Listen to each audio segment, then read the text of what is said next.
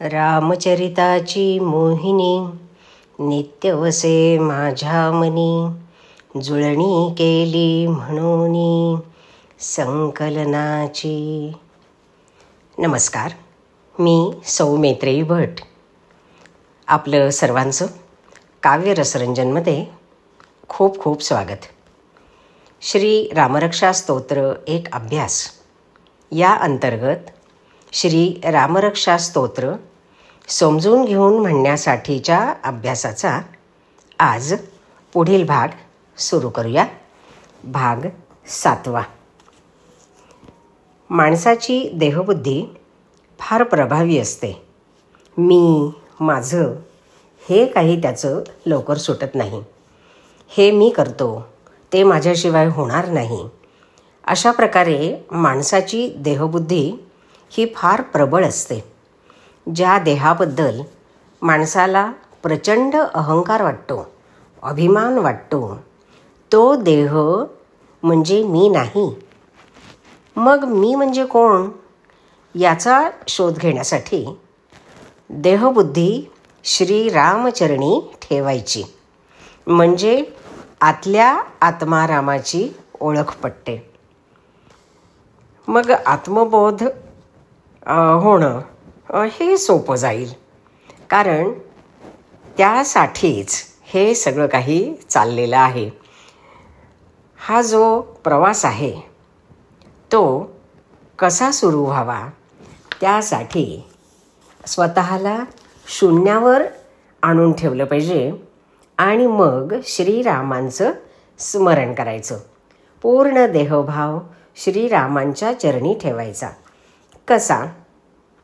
श्रीरामचंद्र चरणो मनसा स्मरामि, श्रीरामचंद्र चरणो वचसा गृणामि, श्रीरामचंद्र चरणो शिरसा नमामि, श्रीरामचंद्र चरणो शरणं प्रपद्ये.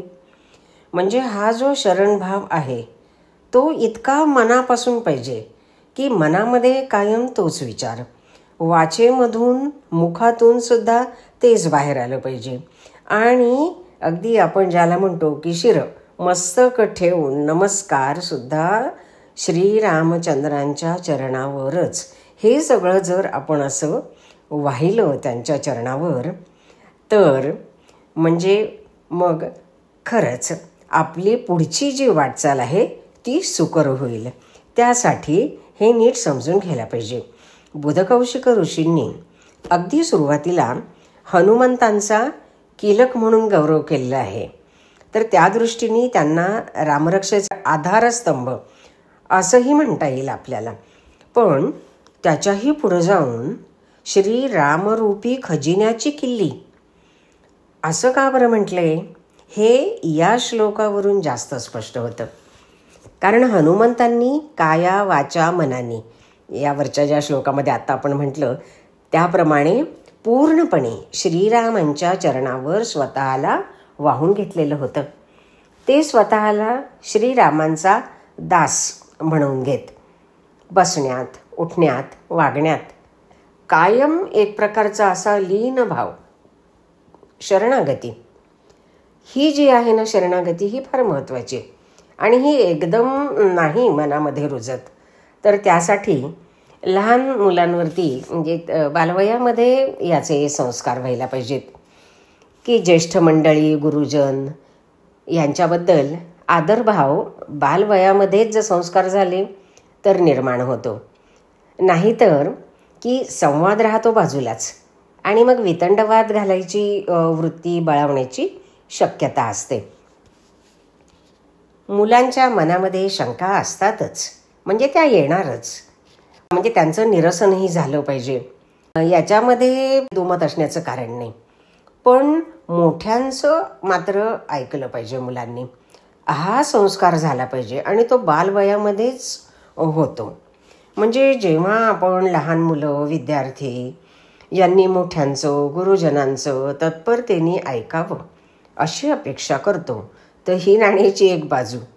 त्याची दुसरी बाजू कोणती आहे की त्यांनी जर असं म्हटलं की हां चला मग आता हनुमंतांचं अनुसरण करूया आपण, मग त्यावेळी दुसरी बाजू कोणती आहे की ज्येष्ठ मंडळी यांच्यावरची जबाबदारी आपल्या लक्षात आपण घेतली पाहिजे ती, की त्यावेळी ज्येष्ठ मंडळी गुरुजन यांच्यावर श्रीरामांसारखं ज्ञानसंपन्न आदर्शवत असण्याचं बंधन येतं.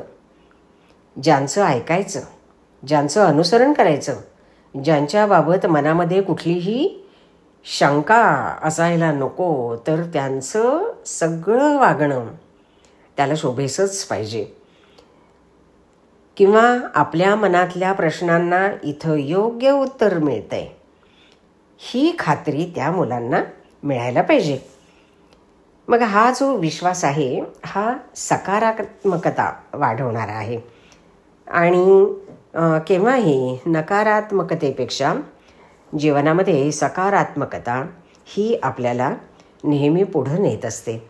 त्या दृष्टीने नेहमी हनुमंतांचं उदाहरण नजरेसमोर ठेवायचं. त्यांच्या हाती जे जे कार्य सोपवलं गेलं, रामकथा वगैरे वाचताना आपल्याला हे सगळे संदर्भ मिळत जातात की ज्या ज्या वेळी श्रीरामांनी त्यांच्यावर कोणतंही कार्य सोपवलं त्यावेळी हनुमंतांनी कोणताही प्रश्न नाही उभा केला त्यांच्यासमोर की हे असं का म्हणून, तर त्यांनी तत्परतेने ते कर्तव्य पालन केलं. ही म्हणजे पराकोटीची भक्ती होती. नवविधा भक्तीतील श्रवण, कीर्तन, स्मरण या ज्या पायऱ्या आहेत त्या ओलांडून दास्यभक्ती ही उच्च पायरी त्यांनी गाठली. याचं कारण असं की त्यांची संपूर्ण शरणागती, आराध्याचं अतीव प्रेम, निर्भयता आणि पावित्र्य, आपण हनुमंतांचं अनुकरण केलं पाहिजे. म्हणजे काया वाचा मने पूर्ण शरणागती. मग रामरूपी खजिन्याची किल्ली जर हातात आहे आपल्या, तर बुधकौशिक ऋषी सांगतात त्याप्रमाणे श्रीरामांचा नामजप सुरू करायचा. सगळं काही माझा रामच आहे. माता, पिता, स्वामी, सखा, हे दयाळू श्रीराम माझे सर्वस्व आहेत. दुसऱ्या कुणाला मी जाणत नाही. माता रामो मत्पिता रामचंद्र, स्वामी रामो मत्सखा रामचंद्र, सर्वस्वं मे रामचंद्रो दयालुर्नान्ये जाने नैव जाने न जाने. दक्षिणे लक्ष्मणो यस्य वामे तु जनकात्मजा, पुरतो मारुतिर्यस्य तं वंदे रघुनंदनम. आपल्या मनात श्रीरामांचं अगदी असंच चित्र कोरलं गेलेलं आहे. ज्यांच्या उजव्या बाजूला लक्ष्मण आहे आणि डाव्या बाजूला जनकतनया सीतामाई आहेत, ज्यांच्यापुढे मारुतीराय तत्पर भावात उभे आहेत, त्या रघुनंदनासमोर हात जोडले जातात. या श्लोकात वर्णन केलेलं हे जे रूप आहे हे वाचत असतानाच आपल्या नजरेसमोर उभं राहतं आणि चित्तवृत्ती निवतात, शांत होतात. इथे काव्याची पिक्चरेस्क व्हॅल्यू म्हणजे ती क्वालिटी आहे आपल्या लक्षात येते की वर्णनाबर हुकूम तंतोतंत चित्र अगदी आपल्या नजरेसमोर उभं राहतं. पहा की इथे विचार, आचार, कृती हे संतुलन रामरक्षा आपल्याला कसं शिकवते. यांच्या सगळ्यांच्या मनातले विचार कर्तव्याधिष्ठित आहेत. मग ते आचरणात आणताना कितीही कष्ट पडत, कुणाचीही तक्रार नाही आहे, ते सहन करण्याची तयारी आहे पूर्ण. आचार विचाराला साजेशी कृती, मागे पाय घेणार नाहीत. श्रीराम ऐशो आरामात बसत नाहीत. त्यांची तेजस्वी क्षात्रवृत्ती सतत जागी आहे. बाणावर हात ठेवून ते कृतीसज्ज आहेत. मानवी प्रवृत्तीत दोष निर्माण होतातच, म्हणून श्रीरामांना सतत नजरेसमोर ठेवून आपल्या आतल्या रामाला सदाचारासाठी जागृत ठेवायचं, त्यांना शरण जायचं. आपली देहाची अवस्था आणि मनाची अवस्था आपल्या आचरणात प्रतिबिंबित होते. ज्यांना आपलं काही चुकतंय याची जाणीव होते त्यांना सुधारणेला वाव असतो. पण माझं तेच खरं असं म्हणणाऱ्यांना रावणाच्या पंक्तीत बसवायला हवं. असं का बरं आपण म्हणू शकतो?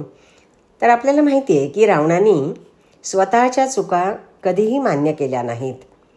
माझं तेच खरं असं त्याचं असायचं की त्याला पुष्कळ वेळेला सांगितलं गेलं की हे तुझं असं चुकतं आहे.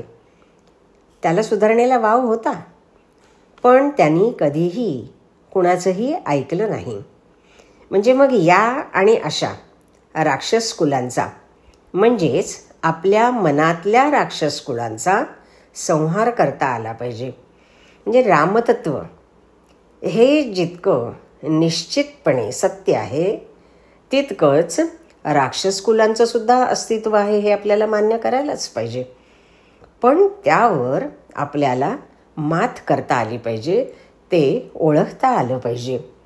त्यासाठी आपल्या आतल्या रामाला नेहमी आपल्याला शरण जायचे हे मनामध्ये पक्क बिंबवून घ्यायला पाहिजे. श्रीराम हे एक व्यक्तित्व नाहीत, तर तो संपूर्ण राष्ट्ररचनेचा विचार आहे. म्हणजे रामराज्याचा विचार या दृष्टीने की अमृत वक्ते माननीय विवेकजी घळसासी फार सुंदर रीतीनं हे स्पष्ट करतात. श्रीरामांसारखा सर्व गुणसंपन्न चारित्र्यवान पुरुष राजसिंहासनावरती बसलेला, डावीकडे जानकी माता, पतीशी एकनिष्ठ. बघा ते संपूर्ण चित्र जे डोळ्यासमोर येतं ते की लक्ष्मी चंचल असते पण ती इथे स्थिरावलेली दिसते.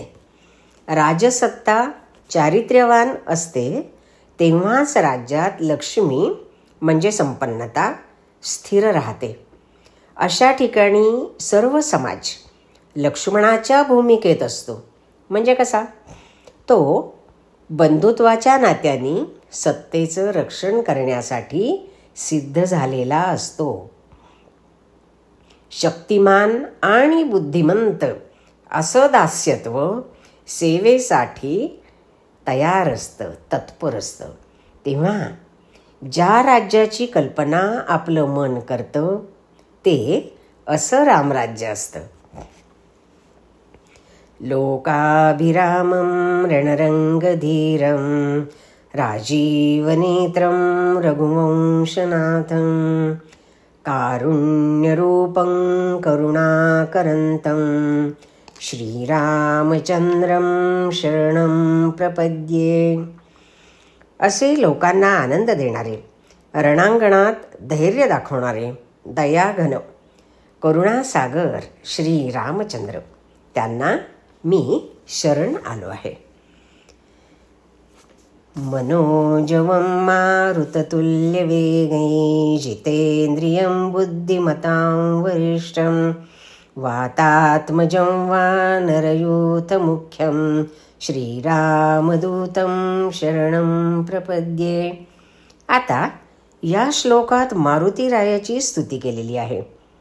मनोवेगांनी गमन करणारा, वाऱ्याप्रमाणे वेगवान, आपली इंद्रिय जिंकून स्वाधीन ठेवणारा, बुद्धिमंतात श्रेष्ठ आणि वानर समुदायाच्या मुख्य अशा वायुपुत्र श्रीरामदूत हनुमंतांना मी शरण आलो आहे, असं या श्लोकात बुधकौशिक ऋषी म्हणतात. हनुमंत म्हणजे नेमके कोण होते? रावणाचं प्राबल्य प्रचंड वाढलं होतं म्हणून साक्षात विष्णूंनी रामावतार घेतला. यज्ञरक्षणासाठी आणि धर्मरक्षणासाठी साक्षात भगवंतांना अवतार घ्यावा लागला. श्री विष्णू पृथ्वीवर अवतार घेणार हे श्री शंकरांना समजलं. त्यांची फार काळापासून इच्छा होती की आपण श्री विष्णूंचे भक्त व्हावे, दास व्हावे, त्यांची सेवा करावी. आणि आता तशी संधी त्यांच्या समोर आली. वानरराज केसरीची पत्नी अंजनी ही शिवभक्त होती. तिने श्री शंकरांना आपल्या भक्तीने प्रसन्न करून घेतलं होतं आणि वर मागून घेतला की श्री शंकरांनी तिचे पुत्र म्हणून जन्म घ्यावा. इकडे अयोध्येत घारीने पळवलेला कैकेयी राणीच्या हातातील पायस प्रसाद अंजनी जी तपश्चर्या करत बसली होती तिच्या हातात पडला. तो तिने भक्षण केला. यथावकाश तिला पुत्रप्राप्ती झाली. हराने हरीची सेवा करण्यासाठी त्रेतायुगात अशा प्रकारे हनुमंत अवतार घेतला. गोस्वामी तुलसीदासजी हनुमान चालिसामध्ये म्हणतात, फार सुंदर वर्णन आहे त्यांनी केलेलं, की रघुपती कीन्ही बहुत बडाई. ते काय म्हणतायत पहा, रघुपती कीन्ही बहुत बडाई, तुम मम प्रिय भरतही समभाई. म्हणजे अगदी भरता इतका प्रिय हनुमंत त्यांचा भाऊ, अशा प्रकारे त्यांनी इथे फार सुरेख हे वर्णन केलेलं आहे. म्हणजे यामधून आपल्याला त्यांच्या संपूर्ण नात्याचा हा उलगडा कसा छान होत जातो हे पहा. हनुमंतांच्या दिव्यभक्तीने केवळ तेच एकटे भवसागर तरून गेले नाहीत, तर त्यांचे साथीदारही भवसागर तरून गेले. हनुमंत चिरंजीव आहेत, जागृत दैवत आहेत. ते रुद्राचे 11वे अवतार आहेत. त्यांची दास्यभक्ती समजून घेण्यासाठी परमार्थ समजून घेतला पाहिजे. परमार्थात दास्यभक्ती म्हणजे अहंकार पूर्ण सोडणे. एकदा सोडलेलं परत धरता येतं, म्हणून अहंकार सांडून द्यायचा की तो परत येता नये. किती अवघड काम आहे ते. ते श्री शंकरांनी श्री विष्णूंसाठी म्हणजेच श्री हनुमंतांनी श्रीरामासाठी त्यांच्या भक्तीसाठी केलं. त्या हनुमंतांना आपला नमस्कार असो. 32व्या श्लोकाची शेवटची ओळ श्रीरामचंद्रम शरणम प्रपद्ये अशी आहे. तर 33व्या म्हणजे त्याच्यानंतरच्याच श्लोकाची शेवटची ओळ पहा, श्रीरामदूतम शरणम प्रपद्ये अशी आहे.